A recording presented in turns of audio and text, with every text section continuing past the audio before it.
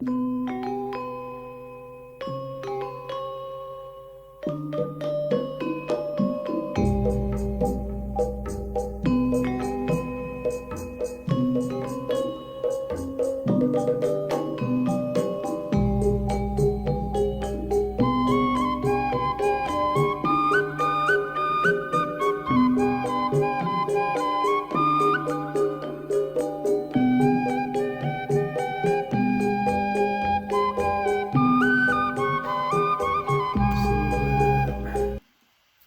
à tous.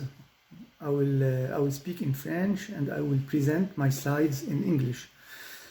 Bonjour à tous et bienvenue dans notre deuxième webinaire de la série de webconférences Road to International Conference on Corporate and Marketing Communication, organisée par l'école de communication à l'Université catholique de l'Indonésie, Atmajaya, et l'Université Le Havre-Normandie en France. Je suis Hadi Sabayon, docteur en sciences de l'information et de la communication au laboratoire de recherche UMR 6266 CNRS ID Le Havre, et je vais modérer le débat dans cette webconférence avec ma collègue Dr Nia Sarinastiti de l'école de communication à Atmajaya. Pourquoi parler aujourd'hui du droit numérique et de la communication publique? La pandémie du Covid-19, qui a accéléré la transformation numérique dans presque tous les secteurs de la vie, nous montre tous les jours la fragilité de l'écosystème numérique dans lequel nous habitons. Gouvernements, organisations et individus se trouvent à la merci des géants numériques qui dominent et contrôlent des services numériques multiples. Codage, développement de logiciels, fournissement d'accès, hébergement et traitement de données et autres.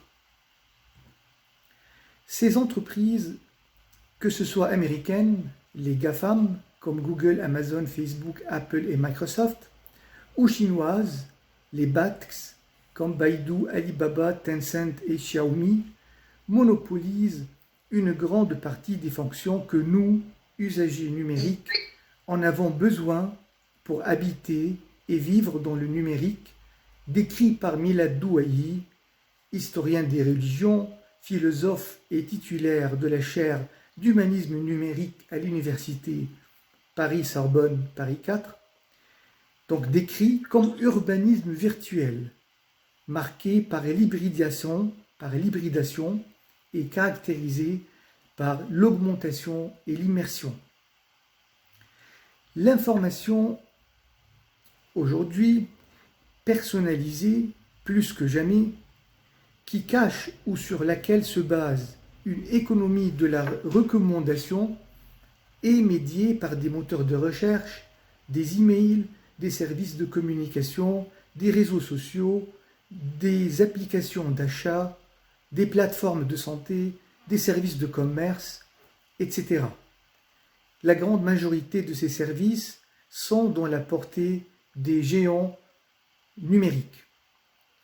Et grâce à la traçabilité numérique, se développe un système de surveillance qui menace et nuit à la vie privée et remet en question les droits des individus, des organisations et même des gouvernements.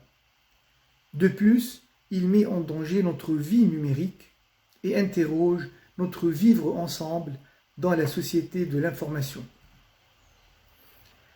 Marcello Vitali Rosati de l'Université de Montréal rappelle que l'influence des GAFAM ne dépend pas du numérique comme phénomène culturel, mais de certains usages spécifiques, ceux de logiciels et de matériel propriétaire.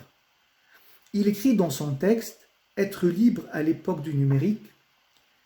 Concrètement, le fléau dont nous sommes victimes est représenté par le fait que dans tous les domaines, de la vie privée à la vie publique, en passant par l'activité professionnelle, nous sommes encouragés à utiliser des solutions propriétaires. Mac, iOS, Windows, Word, Adobe, Facebook, WhatsApp, Skype, Gmail, Outlook, etc. Notre vie est influencée et structurée par ces outils, sans que nous puissions précisément en comprendre les principes. Les affordances des plateformes nous poussent à certaines pratiques, les notifications scandent nos rythmes de vie, les formats des données et des documents structurent l'organisation de notre pensée. Nous ne savons pas ce qui est fait de nos données et qui y peut accéder. Selon lui, le numérique n'est pas en tant que tel ou n'existe pas en tant que tel, mais il y existe de nombreuses pratiques, usages, outils et environnements différents, fondés sur des principes particuliers et promouvant des valeurs variées et par conséquence entraînant des effets diversifiés. Cela nous amène à être critiques vis-à-vis du numérique. Si les entreprises numériques veulent vendre leurs produits, c'est leur droit. Mais c'est quoi le rôle des institutions publiques et privées? Quelle réglementation à mettre en place pour organiser l'espace numérique et préserver les droits de ses habitants? Peut-on garantir un droit à l'oubli numérique où l'usager peut être assuré que les données qu'il a lui-même décidé de retirer de son espace de publication ne sont pas conservées par les plateformes et qu'elle n'en fera plus usage? Peut-on parler d'un savoir-vivre numérique ou d'une translittératie à développer pour contourner les conditions dictées par un petit groupe d'entreprises numériques? Louise Merzeau, de l'Université Paris X, rappelle qu'une culture ne se limite jamais à des savoir-faire. Elle s'enracine dans une mémoire, une éthique et une politique. Nombreuses sont les questions qui occupent aujourd'hui une place importante dans la vie de chacun et de chacune, surtout en période pandémique où la technologie numérique complète le rôle des institutions dans les domaines économiques, éducationnels, de santé et autres.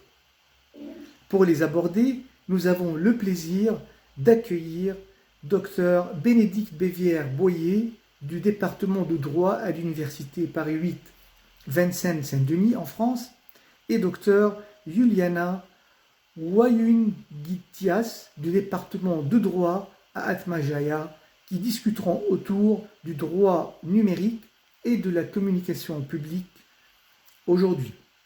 Merci à tous pour votre participation et bonne conférence.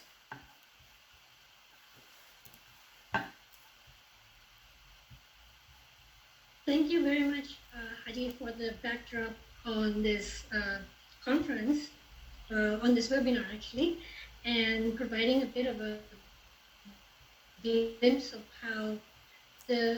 how cyber law is really much influences the public communication that we do.